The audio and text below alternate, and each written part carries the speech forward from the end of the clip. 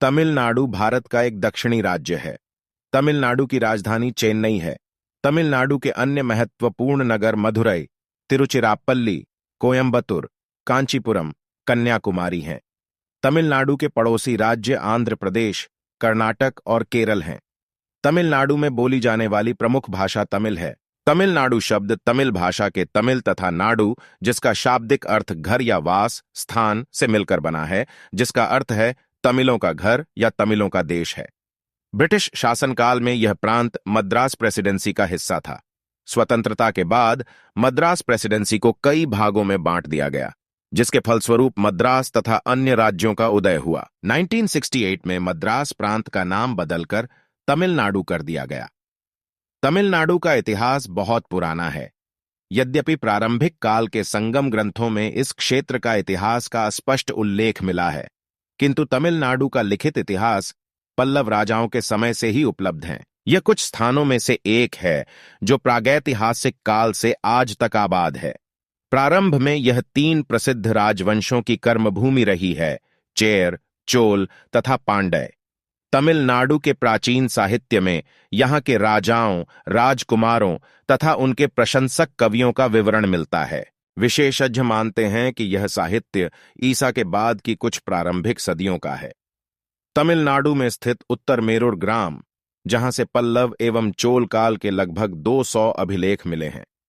चोल पहली सदी से लेकर 4वीं सदी तक मुख्य अधिपति रहे। इनमें प्रमुख नाम करिकाल चोल है, जिसने अपने साम्राज्य का विस्तार कांचीपुरम तक किया। 4वीं शताब्दी के पूर्वार्ध में पल्लवों का वर्चस्व कायम हुआ। उन्होंने ही द्रविड़ शैली की प्रसिद्ध मंदिर वास्तुकला का सूत्रपात किया। अंतिम पल्लव राजा अपराजित थे, जिनके राज्य में लगभग 10वीं शताब्दी में चोल शासकों ने विजयालय और आदित्य के मार्गदर्शन में अपना महत्व बढ़ाया। 11वीं शताब्दी के अंत में तमिलनाडु पर चालुक्य, चोल, पांड्य जैसे अनेक राजवंशों का शासन रहा।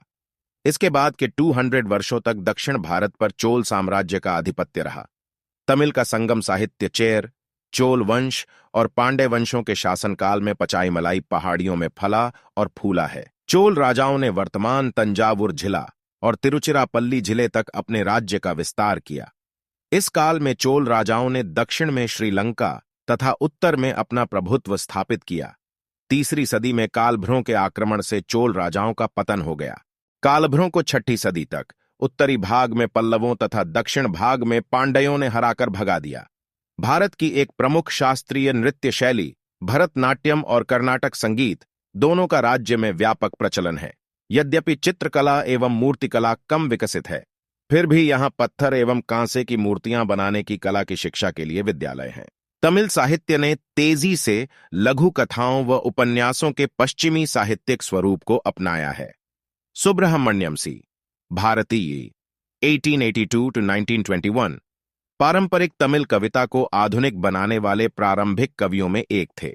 1940 के दशक से चलचित्र जन मनोरंजन का सर्वाधिक लोकप्रिय माध्यम बना हुआ। यहाँ चलते फिरते और स्थायी दोनों प्रकार के सिनेमाघर हैं।